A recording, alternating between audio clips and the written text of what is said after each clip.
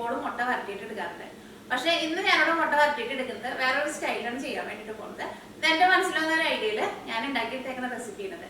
ഇത് ബാച്ചിലേഴ്സിനൊക്കെ ആണെന്ന് വെച്ചാലും നല്ല ഈസി ആയിട്ട് തന്നെ റെഡി ആക്കിയിട്ട് എടുക്കാനും പറ്റും. പിന്നെ ഇതിലേക്ക് നമ്മൾ ചേർക്കുന്ന എല്ലാ സാധനങ്ങളും എപ്പോഴും നമ്മുടെ വീട്ടിൽ തന്നെ ഉണ്ടാവുകയും ചെയ്യും. അപ്പോൾ വീഡിയോ കണ്ടു കഴിഞ്ഞിട്ട് നിങ്ങൾക്ക് ഇഷ്ടമാവാതെ വെച്ചിട്ടുണ്ടെങ്കിൽ പെട്ടെന്ന് തന്നെ ട്രൈ ചെയ്ത് നോക്കാം. നമ്മുടെ ചോറിൻ്റെ കൂടെ കഴിക്കാൻ വേണ്ടിയിട്ട് നല്ല ടേസ്റ്റാണ്. ഇത് കറി കൂട്ടിയിട്ട് നമ്മൾ ചോറിട്ടിട്ടുണ്ടെന്ന് വെച്ചിട്ടുണ്ടെങ്കിൽ എന്തോരം ചോറുണ്ടായാലും മതിയാവില്ല, അത്രയ്ക്ക് ടേസ്റ്റുള്ള കറിയാണിത്. അപ്പോൾ നമുക്ക് നോക്കാം ഇതേനെ റെഡിയാക്കാൻ. ഇനി ഇത് റെഡിയാക്കാൻ വേണ്ട സാധനങ്ങൾ എന്തൊക്കെയാണെന്ന് നോക്കാം. അപ്പോൾ ഞാനിവിടെ 3 വലിയ സവോള എടുത്തിട്ടുണ്ട്. ഈ സവോള നല്ല കനം കുറച്ചിട്ട് സ്ലൈസ് ചെയ്തിട്ട് എടുക്കണം. പിന്നെ 5 വെളുത്തുള്ളി എടുത്തിട്ടുണ്ട്. ഞാനിവിടെ ഇത്ര വലിപ്പമുള്ള വെളുത്തുള്ളിയാണ് എടുത്തേക്കുന്നത്. പിന്നെ എരിവിന് വേണ്ടിയിട്ട് പച്ചമുളക് ചെറിയ ടൈപ്പ് പച്ചമുളക് 4 എടുത്തിട്ടുണ്ട്. ഈ പച്ചമുളകും വെളുത്തുള്ളിയും നല്ല പൊടിയായിട്ട് കട്ട് ചെയ്തിട്ട് എടുക്കണം. ഇഞ്ചി ഞാനിവിടെ ഓൾറെഡി കട്ട് ചെയ്തിട്ട് എടുത്തിട്ടുണ്ട്. അത് ഇത്രയ്ക്ക് ഇഞ്ചിന് എടുത്തേക്കുന്നത്. ഒരു മീഡിയം കഷ്ണം, അതും ഒട്ടും കനമില്ലാണ്ട് കട്ട് ചെയ്തിട്ട് എടുക്കണം. അല്ലെങ്കിൽ നമ്മൾ ഇഞ്ചി കടിക്കുമ്പോൾ അത്രയ്ക്ക് ടേസ്റ്റ് ഉണ്ടാവില്ല. പിന്നെ വേണ്ടത് തക്കാളി നമ്മൾ ഇതിലേക്ക് ഒരുപാട് ചേർക്കണില്ല. ഇപ്പോൾ ഇത്രയ്ക്ക് തക്കാളി ആയിട്ട് എടുത്തേക്കുന്നത്. ഇത് വലിയൊരു തക്കാളിയായിരുന്നു.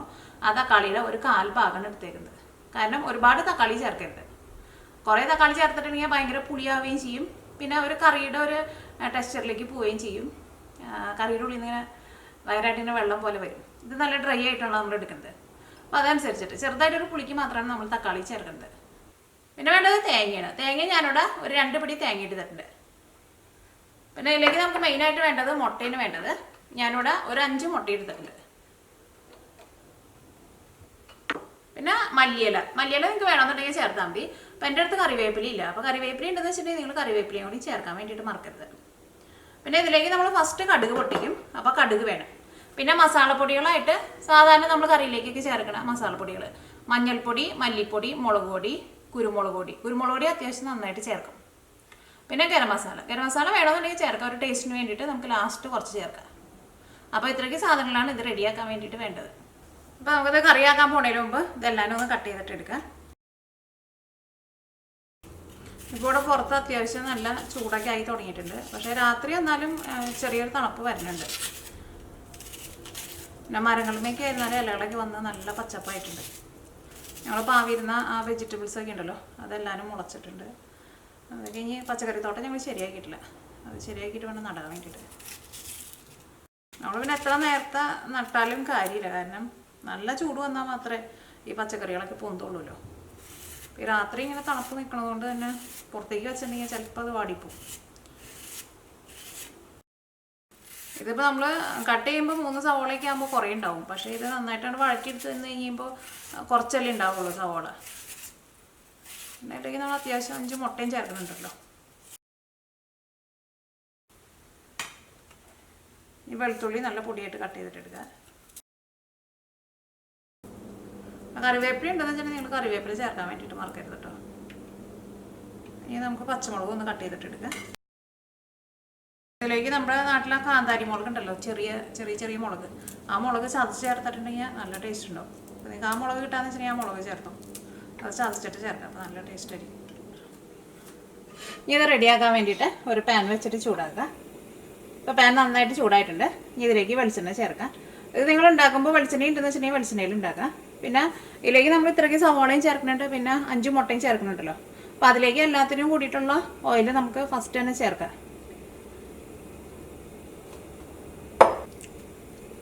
ഇപ്പോൾ ഓയിൽ നന്നായിട്ട് ചൂടായിട്ടുണ്ട്. ഇനി ഇതിലേക്ക് കുറച്ച് കടുക് ചേർക്കാം. അപ്പോൾ ഞാൻ ഏകദേശം 1 ടീസ്പൂൺ കടുകാണ് ചേർത്തേക്കുന്നത്.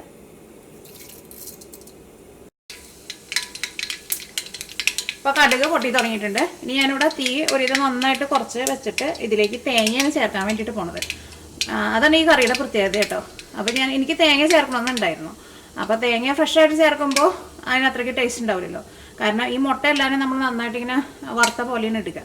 അപ്പോൾ തേങ്ങയും എനിക്ക് അതേപോലെ തന്നെ എടുക്കണമെന്നുണ്ടായിരുന്നു. അപ്പോൾ ഞാൻ ഇനി ഇതിലേക്ക് തേങ്ങയാണ് ചേർക്കാൻ വേണ്ടിയിട്ട് പോകുന്നത്. അപ്പോൾ ഞാനിവിടെ ഇതേപോലെ തീ നന്നായിട്ട് കുറച്ച് വയ്ക്കുക. അതേപോലെ തന്നെ ഒരു പിടി കൂടിയും ചേർക്കാം. അത് കുറച്ചുകൂടി ബാക്കിയുണ്ട്, അതുകൊണ്ടും ചേർക്കുന്നുണ്ട്. അപ്പോൾ തേങ്ങ കുറച്ച് കൂടിയാലും കുഴപ്പമില്ല. ഈ തേങ്ങ കരിഞ്ഞു പോരുത്.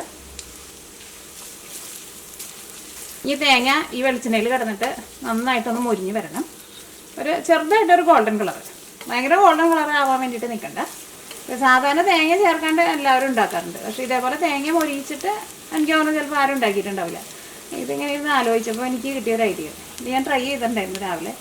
അപ്പോൾ എനിക്ക് നല്ല ഇഷ്ടമായി. ഈ തേങ്ങ കൊണ്ട് നന്നായിട്ട് മുരിഞ്ഞ് കഴിഞ്ഞിട്ട് ഇതിലേക്ക് നമ്മൾ സവോളയൊക്കെ ചേർക്കുമ്പോൾ പിന്നെ ആ സവോളയുടെ ഉള്ളിലുള്ള വെള്ളം കൊണ്ട് തന്നെ തേങ്ങ മുരിഞ്ഞ് പോവുകയും ചെയ്യില്ല. അല്ലെങ്കിൽ നമ്മൾ ഫസ്റ്റ് നമ്മൾ സവോളയൊക്കെ വഴറ്റി കഴിഞ്ഞിട്ട് തേങ്ങ ചേർക്കാമെന്ന് വെച്ചിട്ടുണ്ടെങ്കിൽ ആ സവോളയുടെ ഉള്ളിൽ പിന്നെയും വെള്ളം ഉണ്ടാവുമല്ലോ സവോള വളർന്നു കഴിഞ്ഞാലും. അപ്പോഴും നമുക്ക് തേങ്ങ ശരിക്കാണ്ട് മുരിഞ്ഞ് കിട്ടില്ല. ഞാൻ വിചാരിച്ചു ഓക്കെ ഫസ്റ്റ് തേങ്ങ ചേർക്കാൻ. ഇനി ഞാനിതിലേക്ക് കുരുമുളക് പൊടി ചേർക്കാൻ വേണ്ടിയിട്ട് പോവാണ്. ആ കുരുമുളക് പൊടിയിൽ കിടന്നിട്ട് തേങ്ങ അങ്ങോട്ട് നന്നായിട്ട് മുരിഞ്ഞ് വരട്ടെ. ഞാനിവിടെ ഇതേപോലെ ഒരു ടേബിൾ സ്പൂണാണ് ചേർക്കുന്നത്.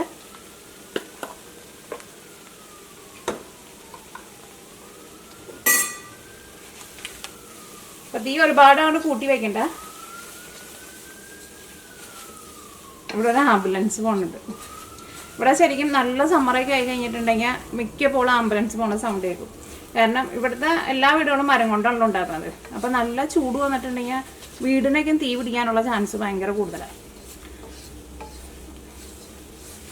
സാധാരണ സമ്മറിലൊക്കെ മിക്കപ്പോഴും വീടിന് തീ പിടിക്കുന്നത് മാത്രമല്ല കേട്ടോ, മിക്കപ്പോഴും. പക്ഷേ വിൻ്ററിനേക്കാളും കൂടുതൽ ആംബുലൻസുകൾ മിക്കപ്പോഴും പോണ നല്ല സൗണ്ട് കേൾക്കും. ഇവിടെ വീടൊക്കെ ഒരു സൈഡിൽ നിന്നാണ്ട് കത്തി പോയിട്ടുണ്ടെങ്കിൽ പിന്നെ ഫുള്ള് നിന്ന് കത്തും. പക്ഷേ ഇവിടുത്തെ വീടുകൾക്കൊക്കെ നല്ല ആയുസ് ഉണ്ട് കേട്ടോ. ഇവിടെ വീടുകളൊക്കെ ഒരു 250-300 വർഷമൊക്കെ ഒരു കേടും കൂടാണ്ട് നിൽക്കും. നമ്മൾ ശരിക്കും മരം കൊണ്ട് പണിയുന്ന വീടല്ലേ പെട്ടെന്ന് കേട് വരുന്നു. പക്ഷേ വീട് കേട് വരില്ല അങ്ങനെ. ഇപ്പം തേങ്ങ ഒരു ഗോൾഡൻ കളറായിട്ടുണ്ട്. ഒന്നും കൂടി ഒരു ഗോൾഡൻ കളറാവണം, ആയിട്ടില്ല. കാരണം ഇനി ഇതിലേക്ക് നമ്മൾ സവോളയൊക്കെ ചേർത്ത് കഴിഞ്ഞിട്ടുണ്ടെങ്കിൽ പിന്നെ ഈ തേങ്ങയുടെ കളറൊന്നും പിന്നെ മാറില്ല. പിന്നെ ഭയങ്കരമായിട്ടാണ് കളർ മാറാൻ നിൽക്കരുത് കേട്ടോ. അപ്പോൾ ആ തേങ്ങയുടെ ടേസ്റ്റ് തന്നെ അങ്ങോട്ട് പോകും. ഇപ്പോൾ തേങ്ങ ചെറുതായിട്ട് ഒരു ഗോൾഡൻ കളറായിട്ടുണ്ട്. തീ നന്നായിട്ട് കുറച്ച് വയ്ക്കുക. കാരണം ഇങ്ങനെ ഒരു ഗോൾഡൻ കളറായി കഴിഞ്ഞിട്ടുണ്ടെങ്കിൽ പിന്നെ തേങ്ങയുടെ കളർ പെട്ടെന്ന് അങ്ങോട്ട് മാറും. ഇനി ഇതിലേക്ക് ഇഞ്ചിയും വെളുത്തുള്ളിയും പച്ചമുളകും ചേർക്കുക.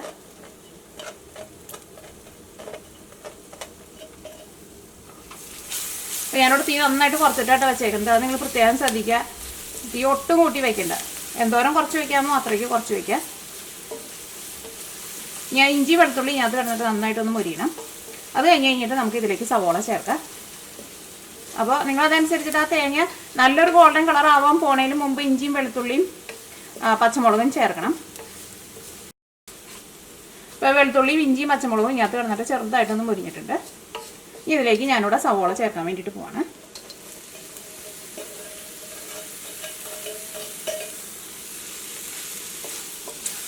ഈ സവോള ഇതിലിട്ടിട്ട് നന്നായിട്ടൊന്ന് വഴറ്റിയിട്ട് എടുക്കണം.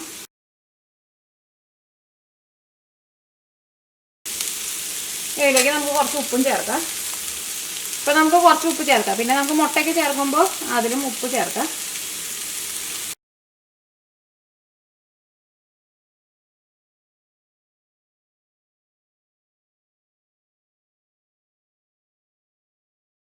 ഇപ്പോൾ സവോളയ്ക്ക് നന്നായിട്ട് വഴന്നിട്ടുണ്ട്. ഇനി ഞാനിവിടെ തീ നന്നായിട്ട് കുറച്ച് വയ്ക്കുകയാണ്.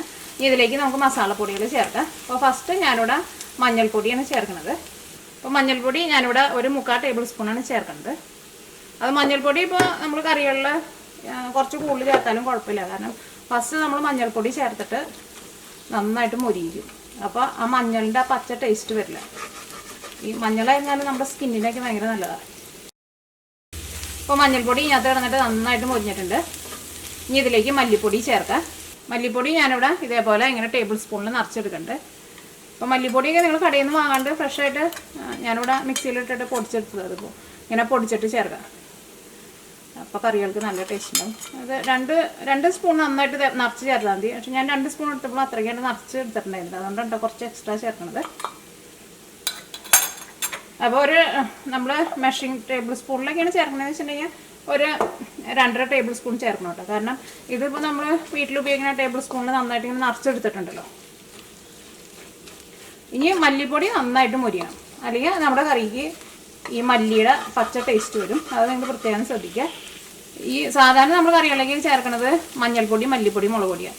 ഇനി അത് നന്നായിട്ട് മൊരിയേണ്ട മസാലപ്പൊടി മല്ലിപ്പൊടിയാണ്. അല്ലെങ്കിൽ കറിക്ക് മല്ലിയുടെ പച്ച ടേസ്റ്റ് വന്നിട്ടുണ്ടെങ്കിൽ കറിക്ക് ടേസ്റ്റ് ഉണ്ടാവില്ല. അപ്പോൾ മല്ലിപ്പൊടി നന്നായിട്ട് മൊരിച്ചിട്ട് എടുക്കുക. ഈ എല്ലാ മസാലപ്പൊടികളും വഴന്നു വരാൻ ആവശ്യത്തിനുള്ള ഓയിൽ ഇതിലുണ്ടാവണം.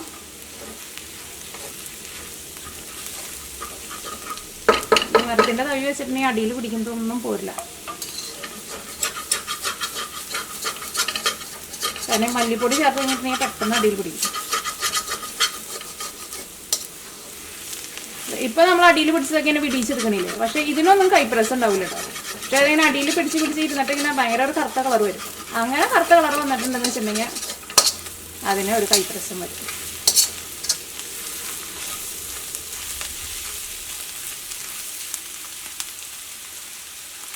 ഇപ്പോൾ മല്ലിപ്പൊടി അത് കിടന്നിട്ട് നന്നായിട്ട് മുരിഞ്ഞിട്ടുണ്ട്. ഇനി ഇതിലേക്ക് മുളക് പൊടി ചേർക്കാം. മുളക് പൊടി നിങ്ങളുടെ എരിവിനനുസരിച്ചിട്ട് ചേർത്ത് കൊടുക്കുക. ഞാനിതിലേക്ക് 1 ടേബിൾ സ്പൂൺ മുളക് പൊടിയാണ് ചേർക്കുന്നത്. കാരണം നമ്മൾ പലരും എടുക്കണ മുളക് പൊടിക്ക് പല ടേസ്റ്റ് ആയിരിക്കും. ഞാനിതിലേക്ക് 1/2 ടേബിൾ സ്പൂൺ കുരുമുളക് പൊടിയും ചേർക്കുന്നുണ്ട്. ചേർത്തിട്ട് കുരുമുളക് പൊടി കുറച്ച് കൂടുതൽ ചേർക്കാം.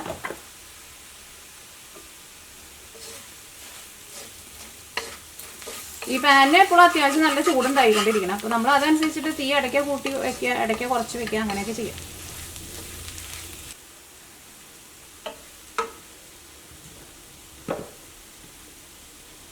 ഇപ്പം എല്ലാ മസാലപ്പൊടികളും ഇതിനകത്ത് കിടന്നിട്ട് നന്നായിട്ട് മുരിഞ്ഞിട്ടുണ്ട്.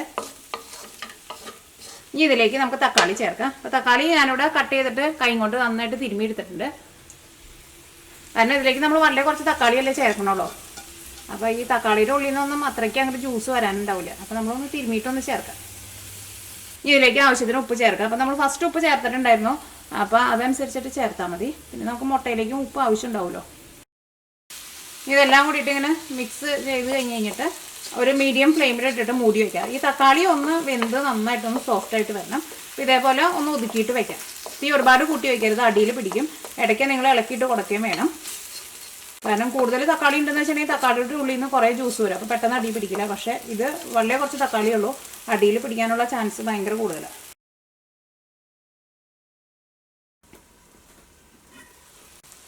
ഇതൊന്ന് ഇളക്കിയിടാം. അത് സൈഡിൽ നിന്നൊക്കെ ഓയിലൊക്കെ നന്നായിട്ട് തെളിഞ്ഞ് വന്നിട്ട്, കാരണം നമ്മൾ തുടക്കത്തിൽ ഓയിൽ കുറച്ച് കൂടുതൽ ചേർത്തിട്ടുണ്ടായിരുന്നല്ലോ. ഇതിലേക്ക് നമുക്ക് 5 മുട്ടയും കൂടി ചേർക്കണമല്ലോ. അപ്പോൾ അതിനുള്ള ഓയിൽ ഇതിനകത്തുണ്ട്.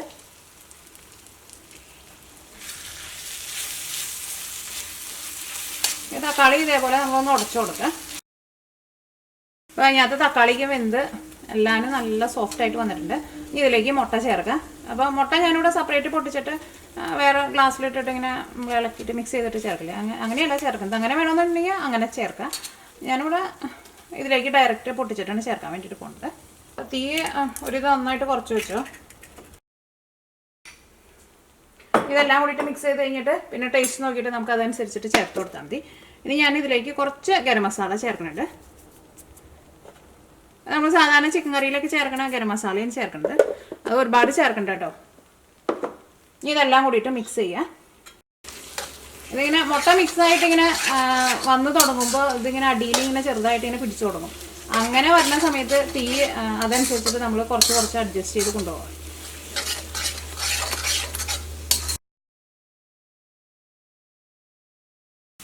ഇതിപ്പോൾ കുറച്ച് കൂടുതലുണ്ടല്ലോ, അപ്പോൾ നിങ്ങൾ അതനുസരിച്ചിട്ടുള്ള വലിയ പാൻ എടുക്കണം. ഭയങ്കര ചെറുതിലേക്കാണെന്ന് വെച്ചിട്ടുണ്ടെങ്കിൽ നമുക്ക് അതിനെ ഇളക്കി എടുക്കാനൊക്കെ പാടായിരിക്കും. ഇപ്പോൾ ഇത് ചെറുതായിട്ട് ഡ്രൈ ആയിട്ട് വന്നു തുടങ്ങിയിട്ടുണ്ട്. ഇതെല്ലാം ഇങ്ങനെ സെപ്പറേറ്റ് ആയിട്ട് നല്ല പൊടി പോലെ വരണം. ഇനി ഞാനിവിടെ തീ നന്നായിട്ട് കൂട്ടി വെച്ചിട്ട് ഇളക്കി കൊടുക്കാൻ വേണ്ടിയിട്ട് പോവാണ്. ഇതിപ്പോൾ അത്യാവശ്യം നന്നായിട്ട് കറിയുണ്ട് കേട്ടോ. ഇതൊരു 6 പേർക്ക് കഴിക്കാനുള്ള കറി ഉണ്ടാവും.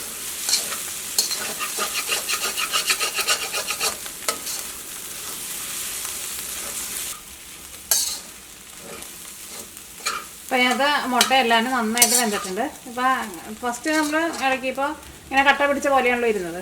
ഇപ്പോൾ ആ കട്ട പിടിച്ചതൊക്കെ മാറിയിട്ട് ഇതേപോലെ ഇങ്ങനെ നല്ല എന്താ പറയുക, അതേപോലെ ഇങ്ങനെ നല്ല തരിയായിട്ട് വന്നിട്ടുണ്ട്. ഇനി ഇത് പതുക്കെ ഒന്ന് ചൂടാറി കഴിഞ്ഞ് കഴിയുമ്പോൾ ഇതൊന്നും കൂടി ഒന്ന് ഡ്രൈ ആയിട്ട് വരും കേട്ടോ. ഈ തീ ഓഫ് ചെയ്യുക. ഞാനിവിടെ കുറച്ച് മല്ലിയില ചേർക്കുന്നുണ്ട്. ഈ മല്ലിയില നമുക്ക് വേണമെന്നുണ്ടെങ്കിൽ ചേർത്താൽ മതി. ഇവിടെ തീ ഓഫ് ചെയ്തിട്ടാണ് ചേർത്തത്. അല്ലെങ്കിൽ തീ ഓഫ് ചെയ്യാൻ പോണതിന് മുമ്പ് ചേർക്കാം, കുഴപ്പമില്ല. ഞാനിത് ഇപ്പം അത്യാവശ്യം നല്ല ചൂടുണ്ടല്ലോ. ഇത് തീ ഓഫ് ചെയ്ത് കഴിഞ്ഞിട്ട് ഒരു 5 മിനിറ്റ് ആയിട്ടുണ്ട് കേട്ടോ. ഇപ്പോൾ ഇത് ഇരിക്കണുണ്ട്. ഇതാണ്ട് കൂട്ടിയിട്ട് ചോറ് ഉണ്ടിട്ടുണ്ടെന്ന് വെച്ചിട്ടുണ്ടെങ്കിൽ എന്തോരം ചോറ് കഴിച്ചാലും മതിയാവില്ല, അത്രയ്ക്ക് ടേസ്റ്റിനത് കഴിക്കാൻ വേണ്ടിയിട്ട്.